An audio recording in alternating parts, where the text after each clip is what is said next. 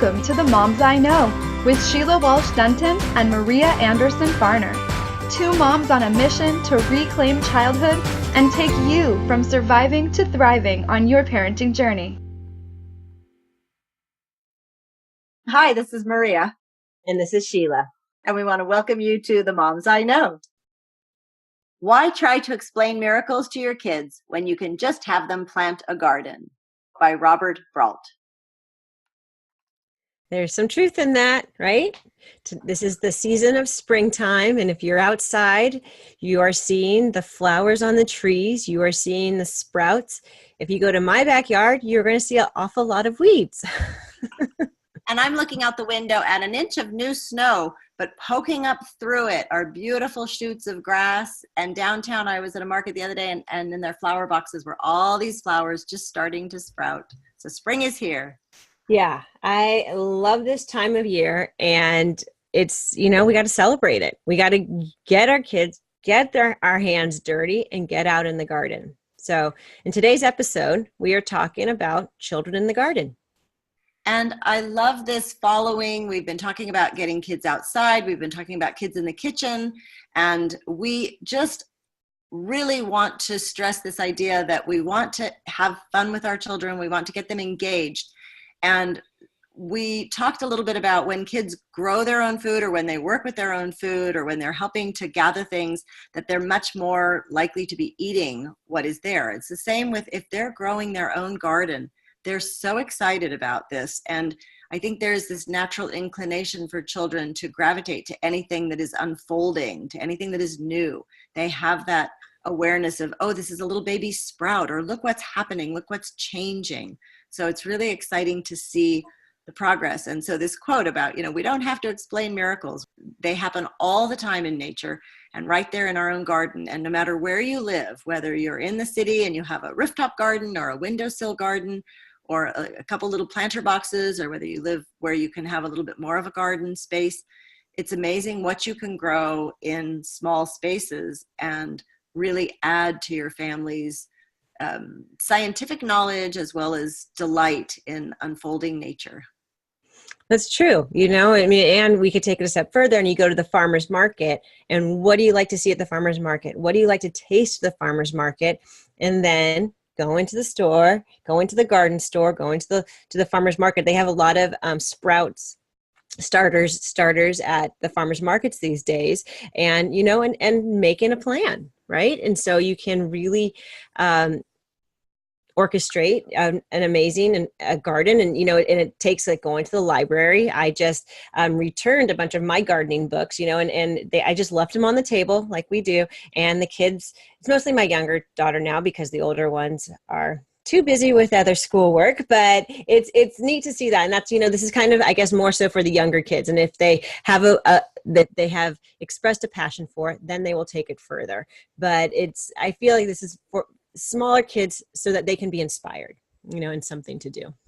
Well, it's also, whether you're homeschooling or whether you're adding to your children's knowledge, the curriculum in the garden can be huge. I just came across, there was another one that says, there are no gardening mistakes, only experiments. That's a quote by Janet Kilburn Phillips. And I love that because, I think we talk a lot about that. Just get in there and give it a try. And the very first garden I ever did as a young adult, I just dug up a patch of grass and planted everything. And I think to this day, it was probably my most successful garden ever. And I think that was because it was this untouched area. The Gophers hadn't discovered it. And everything that I planted in the soil grew beautifully.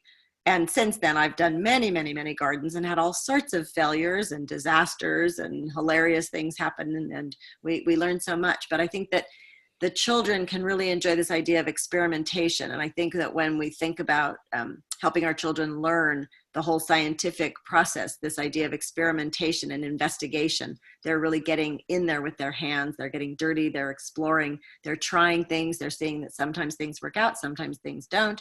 Sometimes their entire garden that they've planted, they come out one morning and the Gophers have gotten everything. And then we just have to say, well, okay, we fed the Gophers. That was that experiment. And now we're learning that we're going to try to do things in boxes or in wire or this or that. And so I think, there's this whole idea of just giving it a try. Yeah, observation and problem solving. You know, there are so many skills that can be learned in the garden. You know, my daughter, she has about 4 egg cartons out on this table in our backyard, and only one has sprouted. You know, and she's just like so sad. So, but we have to go back to the drawing board and go, well, why did this happen? Was the dirt not, was it not a good enough soil? What, you know, what did we, I think what happened actually was she buried them too deep, the seeds too deep. But, you know, so it's a lesson being learned for sure. Reading instructions. How deep are we supposed to plant these? Exactly. Those of you that are just starting, there's some, you know, there's some surefire things. I mean, you know, the wheatgrass you've talked about before, Sheila. Radishes. Radishes are, you know, one of the best things to plant with small children because they're pretty universally, you know, they're easy to sprout and up they come.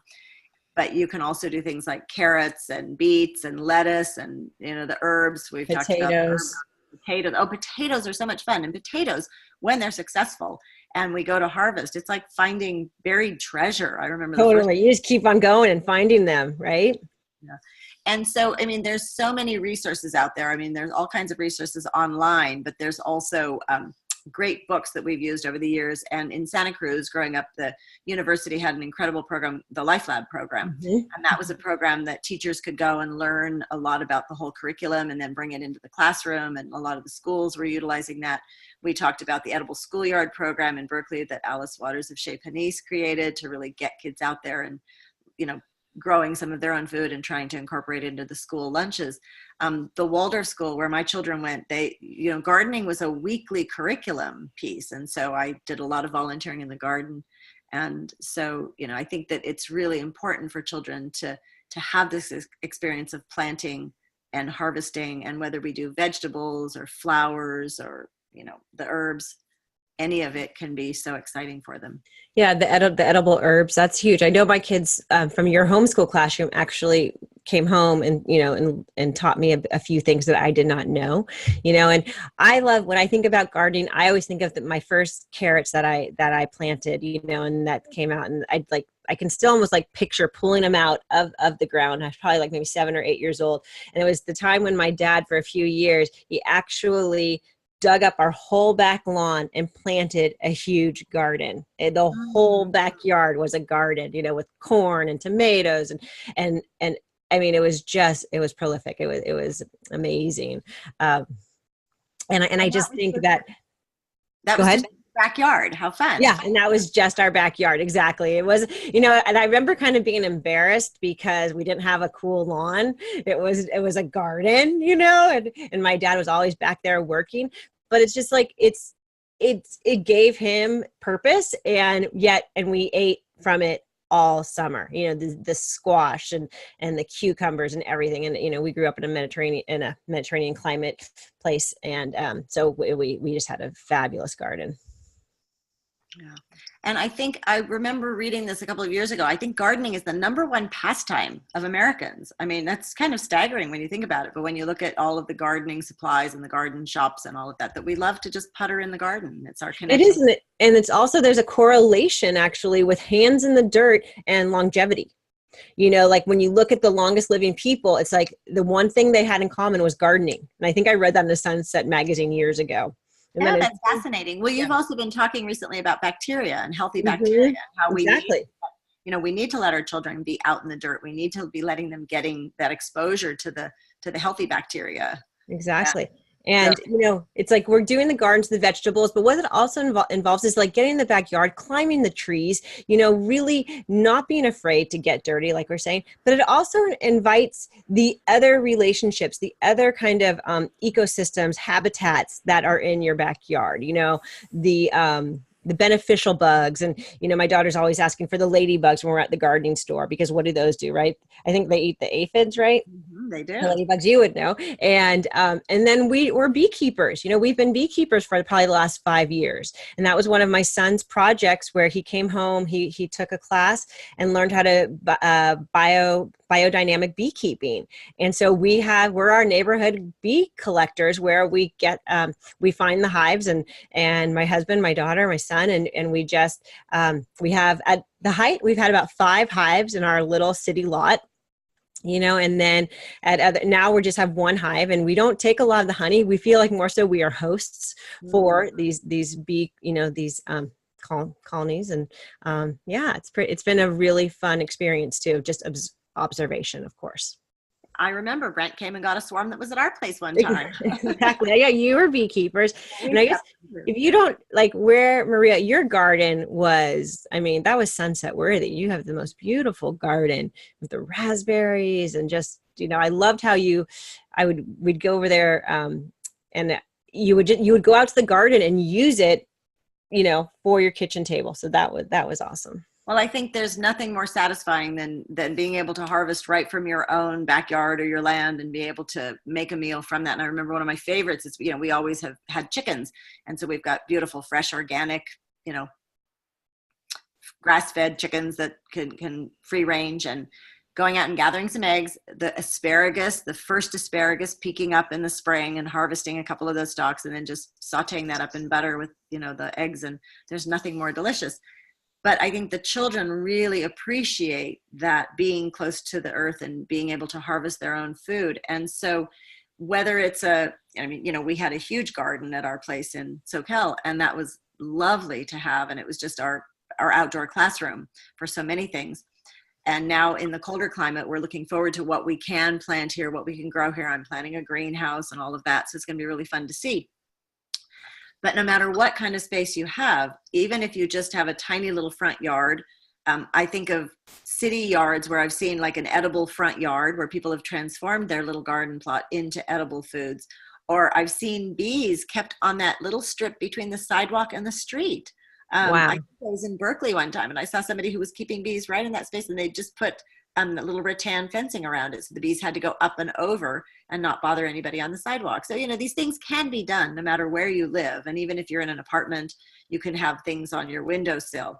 And so parsley is a great one, chives, those types of things that you can add to your food. Basil, lovely. But then if you have the space, you can do larger crops. And with very young children, I just kind of let them help out and let them kind of putter along, and they like to dig, and they're probably going to be doing more digging than planting, but you let them have some say in what we're going to plant and show them how to put the seeds in. And then as the children get older, they can take on larger and larger chores. Compost. Anybody can compost no matter where you're living. And so that's a really fun one, whether you have a community compost or whether you have it in your backyard. So you're building the soil. So I mean, the building blocks here is you need some sort of source of soil, you need sunshine, and you need water, and you need some seeds, and that's it. And you can create all kinds of fun with your children. Yeah, the composting, we're talking about the bee boxes, the composting, it's a whole other project on its own, as well as the worm boxes. Mm-hmm. Another thing of feeding the worms. And so that's where I was talking, like a lot of these other habitats and supporting a healthy garden. They all I'm trying to think, I don't know, it's a synergistic relationship, but symbiotic. That's what the word I was looking for, like a symbiotic relationship. So. And, it's this whole concept of really I love how you talked about being hosts for the bees. Mm-hmm. So in our garden in SoCal, I wanted to plant things that were either food for us or for the bees, the butterflies, or the birds. And so, welcoming that interwoven connection that's mm-hmm. so profound. And so I would look around and things were blooming pretty much from January through December in California. Yeah. What could be grown all year round. And so, and sunset is an incredible resource for gardening. Mm-hmm. I think that's become one that we've all gravitated to. But what are some of your favorite gardening books? Well, I don't own too many gardening books, but it's the one, I think the Bible is the Sunset Western Guide, Guide to Western States, right? Mm-hmm. Gardening book. I think that was the Bible I have somewhere in my bookshelf. But then I go to the library and I kind of would get a bunch of kids books and everything. I have some landscaping books that I look at. I subscribe to Sunset for, probably 20 years. I don't subscribe right now. But that was where I think Sunset was where I got most of my inspiration, to be honest. But then what I really loved also was, okay, we have the vegetables. What do we do next? Type thing. And so kind of like going, what we talked about last week was kids in the kitchen, but really using that as a kind of as the bridge to what sustains us, you know, and how we are in partnership with how important the bees are, how important these other things are to our garden. And what I also loved was reading fictional books to my children, you know, storybooks about gardening. And I just got to share one of my favorite ones was called The Ugly Vegetables. And this is one that my kids loved. And it was The Ugly Vegetables, by Grace Lim. And it was about a little girl, a Chinese American family, that they each, all in the neighborhood, they each had their backyard plots, and everybody was growing these beautiful, beautiful flowers. And her mom was growing these really ugly vegetables. And she was complaining and just, she couldn't see their magic. You know, even though they're big, green, and leafy, until they were harvested and mom started to cook them, and the aroma wafted out into the, kind of the common area of the community, and everyone was like, knock, knock, can I come over? And so then, you know, they broke bread and shared in this amazing vegetable soup that her mom had made with the ugly vegetables. And then it shows, you know, the next season, the next spring, that everybody had a little bit more of ugly vegetables in their plots, and her mom was able to give her a few flowers. And so I think that's just such a beautiful story of, you know, of just transformation. And that's the thing, is this, like, gardens show transformation. Mm-hmm. Well, that's what we're talking about, is, you know, transformational parenting, right? Yeah. Transforming the way we raise our children. And the garden is such a perfect example of that. And I love the children's books that can really talk about the seasons and the, you know, all the different growing things. And so that's a wonderful story. Thank you for sharing that. Yeah. I look back also, you know, this idea of fresh, local, organic. We can grow so much ourselves. We can go to the farmers markets. We can try to eat close to the area, because that's so much more sustainable. And you mentioned another one when we were talking earlier by Barbara Kingsolver that's been one of my favorites. Oh yeah, that's for Mama. Where is it? It's Animal Vegetable Miracle. Barbara King. I love her. Yeah. That's just, you know, and it's basically, that's about her garden story, you know, of how her garden sustained her and her family, and how, you know, she even does some meal planning in the back, and it's beautiful. One of my favorites. I think, you know, for our listeners that they might just be getting started, that's a book to read for yourselves, you know, for you mamas, and to get inspired about what you can do. And, you know, when you really set your mind to it. And so that was one of my favorite books. And there's so many other wonderful books. There's, you know, Shelburne Farms on the East Coast has Project Seasons. There's a book about the three sisters, sort of the Native American, the weaving together, the beans, the corn, the squash. And so, you know, there's a lot of lore around that. So I'm looking at, you know, when we look at the garden as curriculum, somebody once told me, when we were on our homeschool journey, when I was teaching, and I was working with a family around curriculum, and the dad laughed and he said, you know, I think you could find educational value from a grain of rice. And I said, well, of course. I mean, look at it. You know, you look at the nutritional value, you look at the way it's grown, you look at the different cultural implications, you look at the stories around the world. And so when we look at the garden as a resource, and so we bring in the literature to get our children inspired, we bring in the science around the seasons and the ecosystems. When we can look at the math, we're measuring, we're having to stake out plots, the planning of the garden. You know, older children can really measure it out. They can measure the amount of square space that you have, or even if it's in boxes, well, what do we have and what's going to fit in here? And they can read the packets. So you're bringing in literature. Reading skills, you're bringing in all kinds of different things. And so it's just really fun. Then there's the garden songs. One of my favorites is Maria Muldaur's, actually, I don't know if she wrote the song, but she sings it about inch by inch, row by row. It's called the Garden Song. And it, you know, that's one I always sang with the kids when we were out in the garden planting and hoeing. And another thing is the tools, you know, and like to get inspired is you can get your kids some tools. You get them their size of gloves. They now have kids size hoes and rakes and things like that, and spades, you know, so getting it and then putting it in an area that is taken care of, not just left in the garden, you know, an area that they know this is the gardening shed. You know, I love the fact that you bring up the tools, because, you know, when we were talking about kids in the kitchen, you know, and the tools for cooking, yeah, and the garden tools, and when they get their own rakes and shovels, and, you know, the raking is a great midline activity too. Exactly. See, it's just like, it just keeps on going. I know when you said rice, I'm just all boom, boom, boom, like all these ideas come into my mind. And Another story that I really love is kind of another community one is stone soup. You know, I know that's one sometimes the schools use, and it's another one that you can, you know, we do camp. We camp a lot, and we do a lot of group camping. And so we do a lot of stone soup of everybody brings their vegetable, everything. And we break bread together and share soup. But that's just a really great story, you know, great story. That's such a fun one, especially for young children. We love that. Mm-hmm. So this whole concept of making sure that we get kids out in nature, that we get them out in the garden, that we're getting their hands dirty, that the curriculum, you know, it's physical education as well. They're digging, they're hauling, they're watering, they're just engaged at all levels of this. And then, of course, you know, when things sprout and they come up and they grow, that's so exciting and it's such a success. And when they're a disaster or a failure, okay, well, that's an experiment, and it helps children learn disappointment as well. It's like, okay, that didn't work out. We can try again. The Gopher one of my favorite stories, I was helping with the kids up at the school when they were there. And one of the children was digging in one of the beds, and we came upon a little nest of baby gophers. Oh my gosh. So here's this beautiful woven little grass nest in the dirt, and with these baby gophers in it. And so, you know, the teacher and I look at each other over the kids, and, you know, it's like, okay, the gophers that we've been battling all year long to try to get, but here are these beautiful living babies. So it's like, you know, we gathered the children around and we marveled over them, and look at the way the nest is made, and look at the way they're in there and how darling they were. And then after class, it's like, okay, now what do we do with these? Right. We relocated them. Okay, I'm like, so what did you do? I'm curious. We relocated them far away.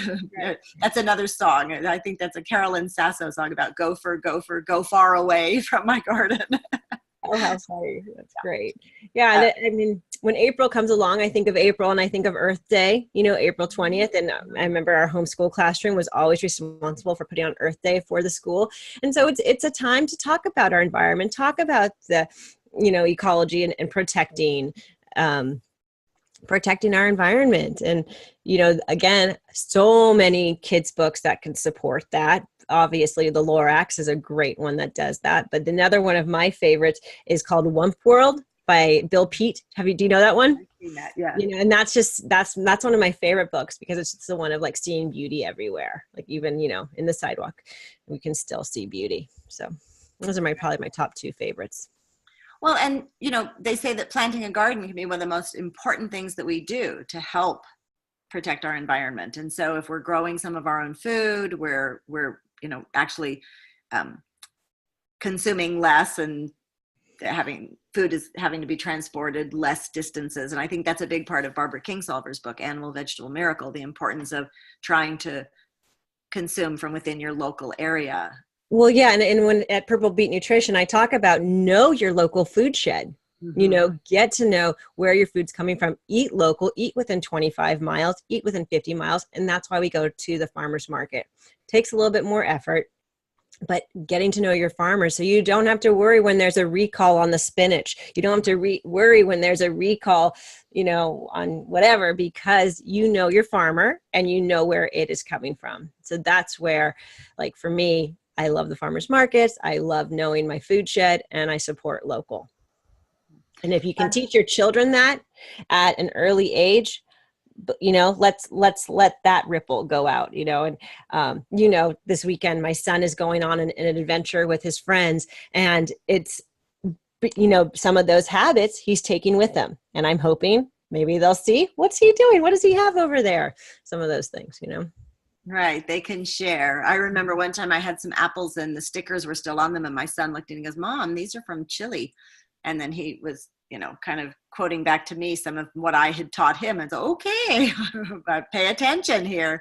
Right. What's the impact of that? And do we have to have apples right now? You know, and so this idea of eating with the seasons, really, we don't need to have tomatoes in the middle of January, or we can have dried tomatoes that are incredible, and we don't have to have raspberries year round.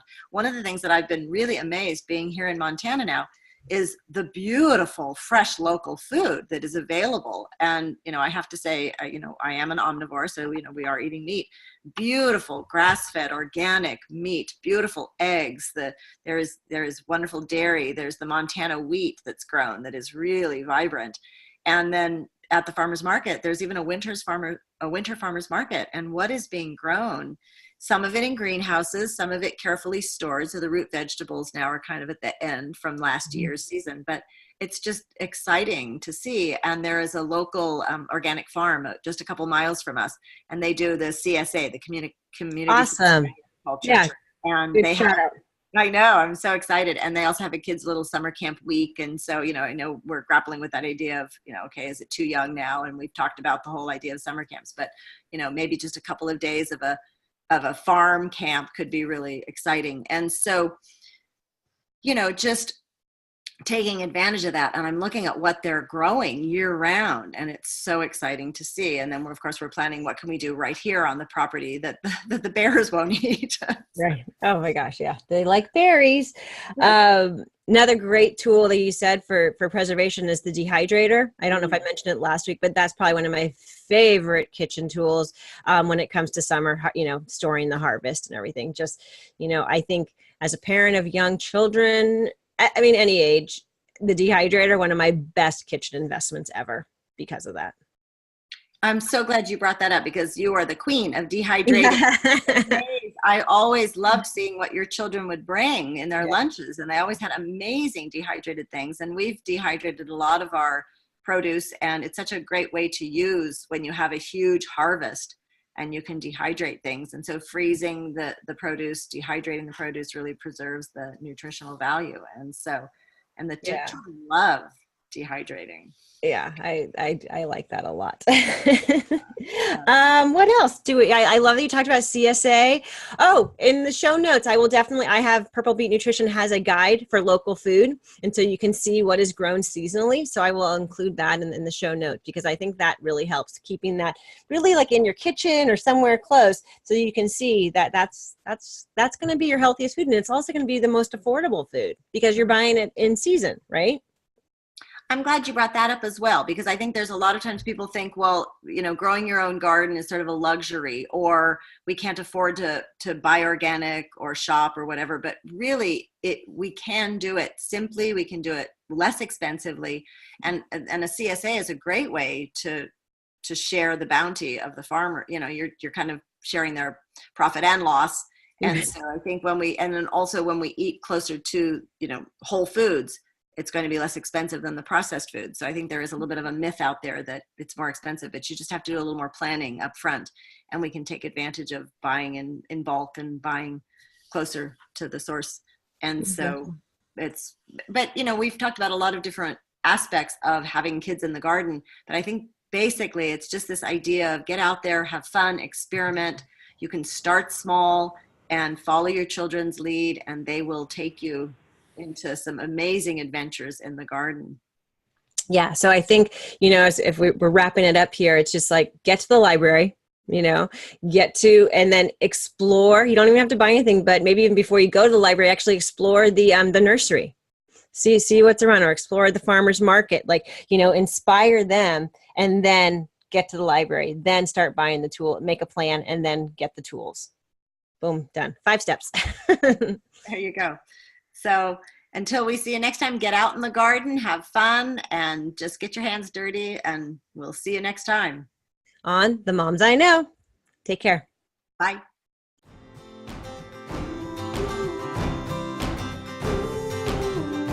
Thanks for joining us today for The Moms I Know. To learn more about Sheila and her online program, The Mom Map, visit purplebeetnutrition.com.